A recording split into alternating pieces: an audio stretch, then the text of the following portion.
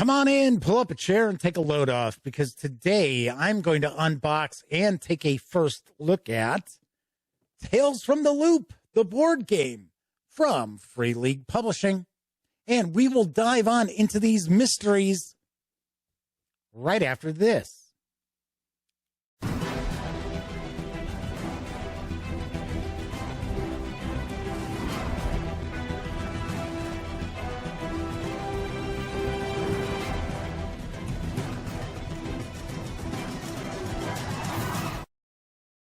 Howdy, howdy, howdy, gang. Welcome once again to the Duct Tape Studios.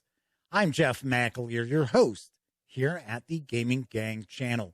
As I mentioned in the open, today I'm going to unbox and take a first look at Tales from the Loop, the board game from Free League Publishing. It's designed by Martin Takashi, with artwork provided by Rini Rosenberg and Simon Stollenhag. Obviously, it would have Simon's artwork in it because Tales from the Loop is completely based on his artwork. This game is for 1 to 5 players, ages 12 and up, plays in 90 minutes to 2 hours. It's going to carry an MSRP of $79.99 when it arrives in February. Swing on over to the other camera because here I've got Tales from the Loop, the board game. So before we dive in, I do want to point out that the fine folks over at Free League Publishing were kind enough to send me this review copy of Tales from the Loop, the board game. But neither I nor anyone else affiliated with the Gaming Gang has received any other sort of compensation for me to share this coverage with you. These days, it's important that you know that. Also, I'm going to stay picture-in-picture up here. So we may be looking at a map, might end up cutting off parts of it, things like that, but we'll see what happens. First of all, let's get the shrink wrap off of here because there was already a little tear in the shrink, so you might as well just take it all off because we're going to need to take it off to get in the box anyway. Speaking of the box, I got to say, this is a pretty hefty game box. This has some weight to it, that is for sure, no joke. Let's take a look at the back. Tales from the Loop, the board game. Step into the amazing world of Simon Stollenhag's Tales from the Loop and Tales from the Loop, the board game. 1 to 5 players take the roles of kids who investigate the mysteries originating from the Loop, a huge underground science facility with strange effects on the suburban landscapes around it. Just make sure you're home in time for dinner. Tales from the Loop, the board game, is a cooperative experience where all the players work together towards a common goal. There are 6 unique scenarios in the core box, with each featuring a specific property of the loop. There's also the Mystery Islands mode, where you get to discover your own mysteries and adventures. Game features original art by Simon Stollenhag, as well as expertly crafted, pre-assembled miniatures of the machines featured in the artwork. They are unpainted. Now, this had a successful Kickstarter, and for some reason, I seem to recall, I think there was like a deluxe edition that had painted minis. Maybe I'm misremembering that, but I could have swore. I thought I remember seeing that. All right, let's crack this open and dive on in. Do want to mention there are a couple of expansions that are going to arrive at about the same time as the board game, and they include more mysteries. And I do believe that Free League Publishing is going to send those my way as well for us to take a peek at. So do want to point out there are plenty of items that are on the horizon that are going to build upon Tales from the Loop, the board game. So we've got the rule book. Let's take a look at that first of all. I'll move the box out of the way for a moment. Not a ton of pages. There's probably, I'm going to take a guess, maybe 20 pages or so. So we've got our components. So we've got 8 different characters to choose from, and those will have standees. Then we have the machines. We've got 8 6-sided dice, and these are the Tales from the Loop dice that are utilized in the award-winning role-playing game. I'm a big fan of the Tales from the Loop role-playing game. I think it makes for a really cool short campaign, or even for one-shots. It's a very unique setting as well. So taking a look at, we've got scenario cards, diary cards, school cards, chore cards, got some rumor cards, machine response cards, items, and anomaly cards as well. So talking about Welcome to the Loop. How to win. I assume by solving the mystery. As the game begins, the players usually don't even know the win condition for a particular scenario and have to discover these through play, often in a matter of 1 or 2 weeks, 6 to 12 rounds. Insight and Enigma are tracked with the 2 dials on the board, will be part of most scenarios. Insight will normally be represented by something that benefits the players, while Enigma is something that makes things worse. New diary cards will be added as you play the game, depending on the choices players make, creating an evolving narrative. I kind of understand that the game mechanics involve, once again, this is a cooperative game, but I believe that it's a lot of reaction. The players are going to react to various different things, so that it does kind of play off as a bit of a role-playing element, as opposed to sitting there and like plotting out what you're going to do on your turn as you wait for your turn. So we see the game board. It's a breakdown of that. So I was talking about the setup, event locations, playing the game. So we've got our little character cards as well as our inventory, I guess items that we've got available as well. Talking about playing around, school phase. So that's something else I thought was kind of funny. So the kids all have to go to school every day. Maybe not on the weekends, but they have to go to school. And they have chores at home. And then when they have some free time, that's when they investigate these mysteries. So talking about school events. So we've got the school phase. We've got the adventure phase. So that's after school. So talking about your dice pool. That is how the core rules for the role-playing game work. You have a dice pool. And, of course, you're trying to roll a 6. 6s are successes. I'm going to take a guess. It's probably similar to that. So we've got avoiding machines. So I guess the machines move around the board, and I would take a guess if they move into your location, bad things will happen. Then we have home for dinner. Because when a player has taken all the actions they can or decides they don't want to do anything else during a round, they can either go home for dinner or be late. And we have our end phase. Got some variant rules as well. And an index on the back. So that is the rule book. We got another booklet here, which is The World of the Loop, which, as I had pointed out before, is a really, really unique and interesting setting that takes place in the 80s. And in the role-playing game, the setting is either the U.S., Boulder Dam, or Sweden. So you actually have 2 locations. Here I think we're just getting the one. I think we're looking at Sweden in the 80s. And I got to say, whoever, off the top of my head, I don't recall the authors for Tales from the Loop, the role-playing game, but they really had their finger on the pulse of the 80s.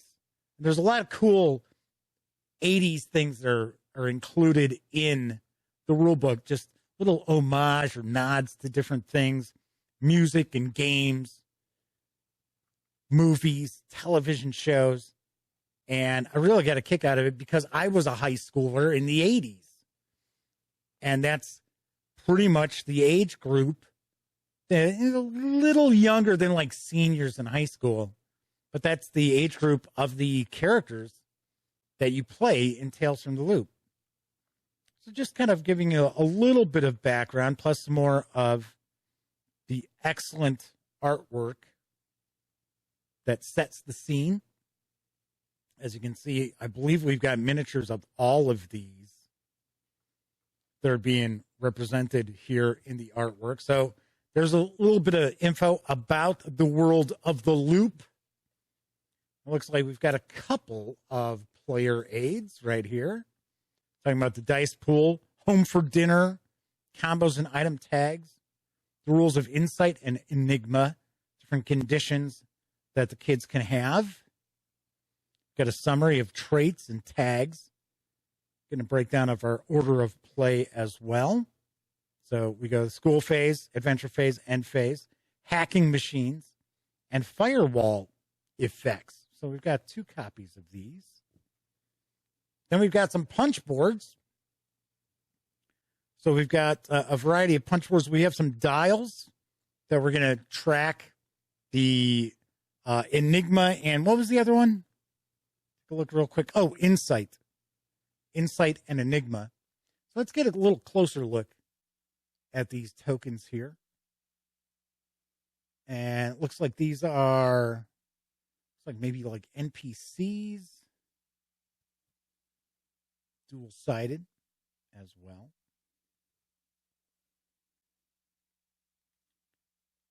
Then we have these tiles here. I think these are events. Maybe they're locations. I saw that this is our first player marker. It's kind of funny. It's the kid's school ID, it looks like. Here's our standees for the different kids. There's the bad egg. It's got a chain. So, of course, each of these characters is a bit of an archetype, right? So, dual-sided. So, we've got those. And then we have these tokens as well. And then we've got these tiles here that show like the traits. So we've got charming, skittish, clever, slow, quick, skittish, brave, weak, brave, dense, tough, and dense. So I think you probably, for whichever characters you're playing with, you can actually take these for their little character card. As you can see, dual-sided with that as well. So we've got the 3 punch boards. We also have the board. We've got an insert here with a little plastic cover for everything. We're going to dig into this in just a minute. I did want to show you that. We've got some different decks of cards as well. Oh, I was going to say, we'll take a look. This looks very cool. We've got the character cards are cut. So there's depressions in them for us to put little markers on to track things. All right, so here we've got the board. Oh, the board's not all that big. I'm kind of surprised. I thought it'd be larger. Aha, so this is where we're going to actually put our dials. So the dials are actually on the board. So we're going to punch those dials out, and then no doubt we've got some plastic pieces that are going to go through there to hold those together. We've got the weekly schedule, which I'm taking a guess this is probably how we track the rounds of the game. Then we've got different locations on the board as well. So we've got the dig site, the ferry, the Bona Towers, Magnetrine docks. Yeah, Magnetrine's pretty interesting, pretty cool. So we've got different towns as well.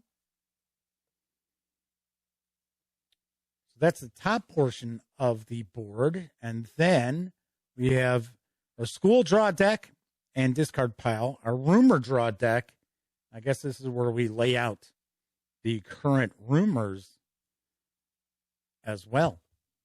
And, of course, nice and thick. This is not a dual-sided board, as you can see. Just the one. be kind of difficult to have dual-sided and then have those discs for tracking the Insight and Enigma on the board itself. All right, so then we've got, might as well take this plastic cover off. So we have some cubes that no doubt we are going to use to mark various different things on the, probably on the character boards. So we have orange, black, and white. So we've got that. We've got our little pieces of plastic, put our dials together here. That's right there. We've got our character boards, nice and thick. Give you a better look at this as well. And as I mentioned, they are cut. They've got levels. So we've got favor, grounded, exhausted, upset, scared, injured. Spend time on your actions. It looks like these are the actions that are available to Lena, the popular girl. Show if they're resting. And then charming and slow. But I'm taking, you know what? I'm taking a guess. You might be able to actually, maybe those little tiles with the different traits, maybe you use those to change the traits of the characters to make them all a little bit different or unique every time you play. That might be an optional rule or something. So we've got Sasha, the computer geek. Niles, the weirdo. Stefan, the jock.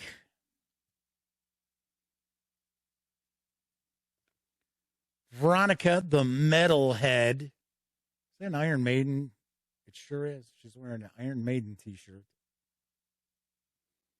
Clara, the bookworm.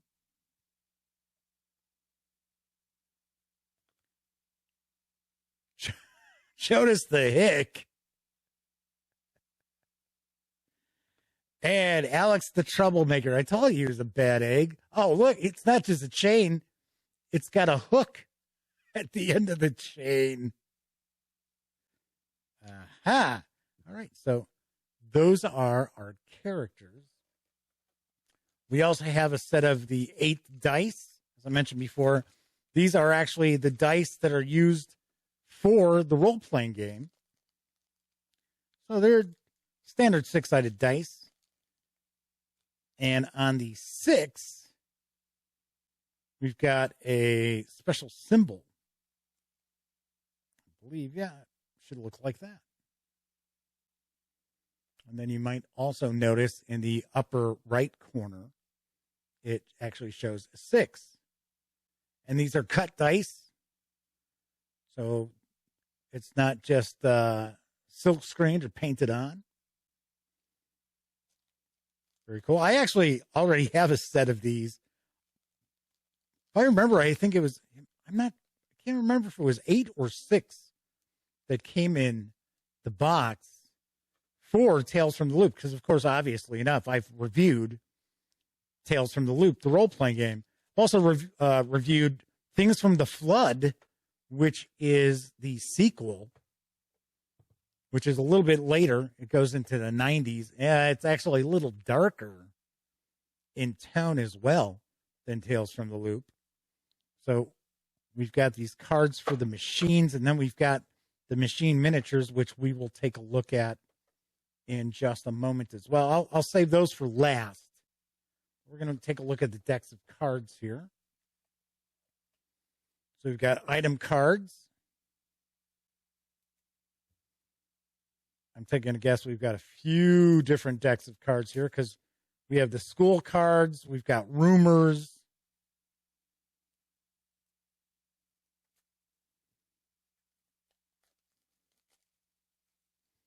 So first of all, we're going to take a look at the cards that are part of this school deck. I think we've got diary cards. There's a few different decks of cards we're going to see.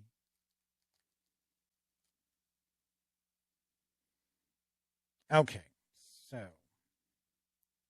here are school cards. These are the scenario cards, I'm guessing. I think these are like location cards. Maybe these are event cards that take place in the various locations. Because I see we've got the different locations on the cards here. Or then again, maybe you use a deck depending on what mystery you're tackling. That's a possibility as well. We'll look at some of them. We're not going to look at each and every card. So it looks like we've got quite a few of those. And then they continue into here. More of those cards. Quite a lot more of those cards. Then looks like these are machine cards.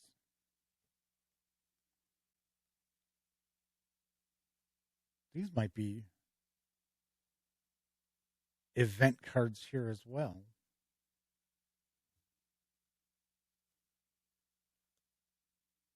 Huh. Maybe these are the diary cards. Portal interrupted. Humanity wins. To be loved. Despair. Self-defense. Go fetch. Pollen fever. All over the place. And these are dual-sided as well.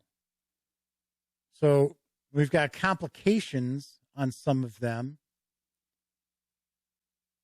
And then it looks as if we've got different events going on those others as well. We'll point out the cards themselves. They have a bit of a linen finish to them. They look like they should hold up pretty well in play. We've got some more of those as well.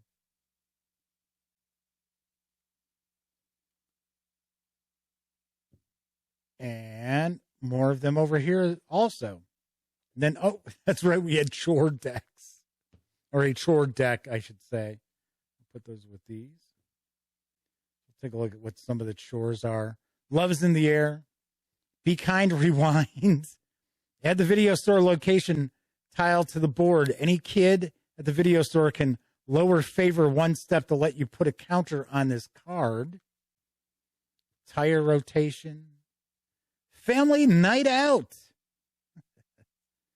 This looks very unique, I have to say. What we got for some of the school cards? Substitute teacher, field trip, blackouts, work visit day, machine transport,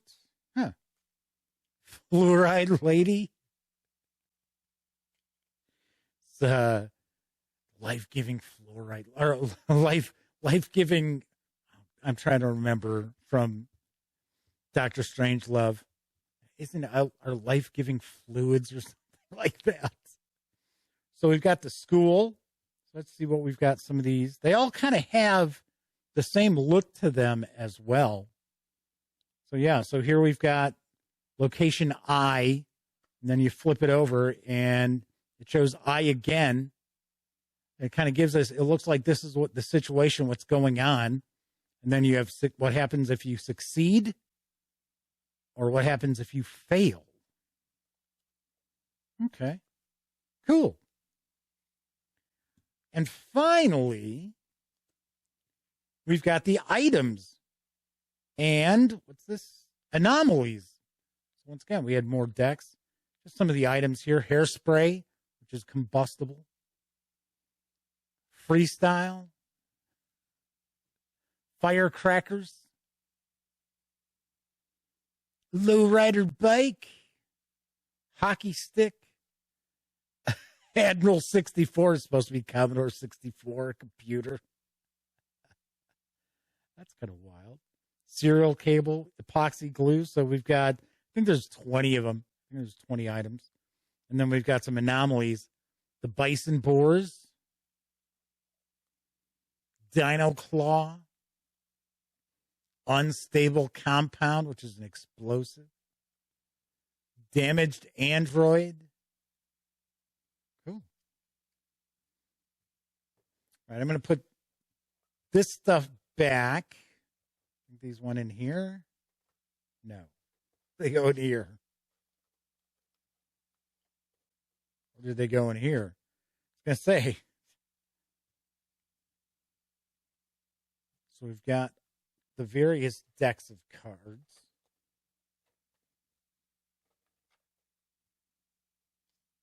Oh, so here's the scenarios, I believe. Firestarter, Bottom Up, Mystery Islands, Jungle Fever, The Light Fantastic, The Passenger, and Electric Bully. I thought they said there were 6. That's 7. Nice. So it looks like there's an extra. Maybe I misread that. Maybe it did say there were 7, but I could have sworn it said there's 6 adventures. Looks like we also have some stickers. I'm not sure if those go on the board or something.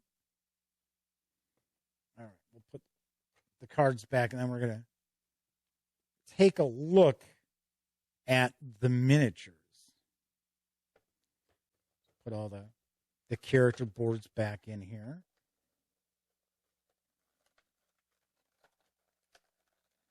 So I'll give you a peek at these.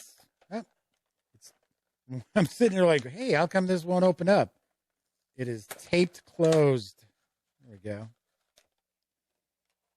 So we have 4 different kinds of miniatures. So we've got this larger one here. I'm going to move the box out of the way so you get just a black background. Probably be a little easier to zoom in on that. Pretty good detail. Should paint up pretty nicely. Okay, so we've got 2 of these. Those are the largest of the bunch. We've got 2 of these.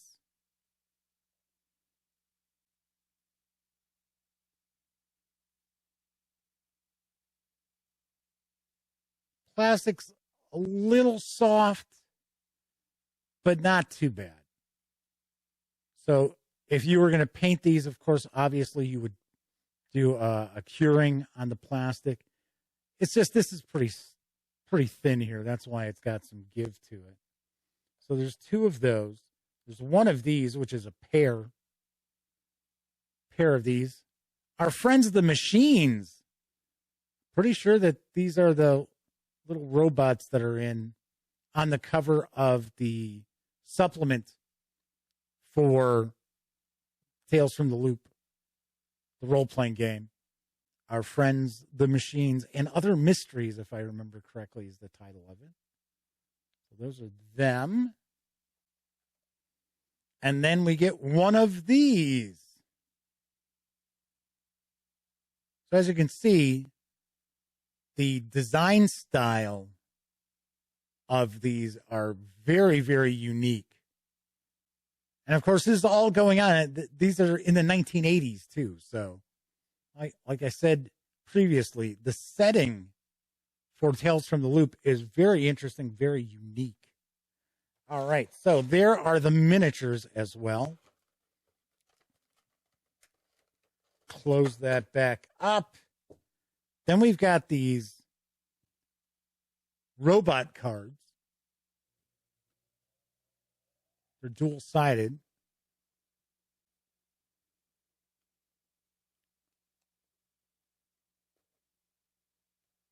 Got a couple of these. Those are watchdogs. Those might not be. Now that I see the artwork, I don't think those are from our friends, the machines. I might be wrong. And we've got the Amat 2. All right. I'm looking forward to diving into this and checking this out. So we also have the markers, the cubes, in 3 different colors. We've got our game board. We have 3, count them 3, punch boards with tokens and dials and tiles and things like that. Got a couple of player aids as well. We've got the World of the Loop book and our rule book. How many pages does that rule book clock in at? 22. Well, I guess it'd be a good idea if I put the plastic back on top of this. All right, that is what we find when we take everything from Tales from the Loop, the board game, outside the box. Sweet. Swing on over to the other camera. Of course, as I mentioned, I am going to have a review of Tales from the Loop, the board game, as soon as I can. So I will shoot to have the review done before the game makes its way into stores. So kind of give you a little foot up or leg up, I guess I should say, on what I think of the game before it comes out. All right, that is it for this time out. If you like this video, by all means, please give it a quick thumbs up. Subscribe to the Gaming Gang channel if you haven't already. And if you do subscribe, ding that bell. Will not only let you know when I upload videos such as this one, it'll also tell you when my live stream, the Gaming Gang Dispatch, airs Monday, Tuesday, and Wednesday evenings at 7 p.m. Central right here on YouTube. Of course, when you're not watching videos on the Gaming Gang channel, be sure to visit gaminggang.com for all the latest in gaming news, reviews, and a whole lot more. You know the drill. Get your geek on at thegaminggang.com. Once again, I'm Jeff McAleer. Thank you so much for taking time out and giving this video a watch. And of course, here's hoping each and every one of you gets to enjoy plenty of great gaming with your gang. See you next time.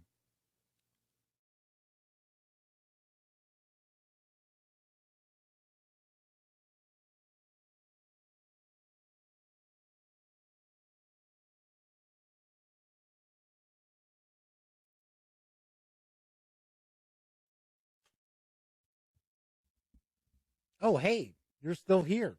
Well, if that's the case, by all means, subscribe to the Gaming Gang channel by clicking right here. Check out the latest episode of the Gaming Gang Dispatch, or find out what YouTube recommends you check out from the channel. And of course, once again, I'm Jeff McAleer. Thanks for watching.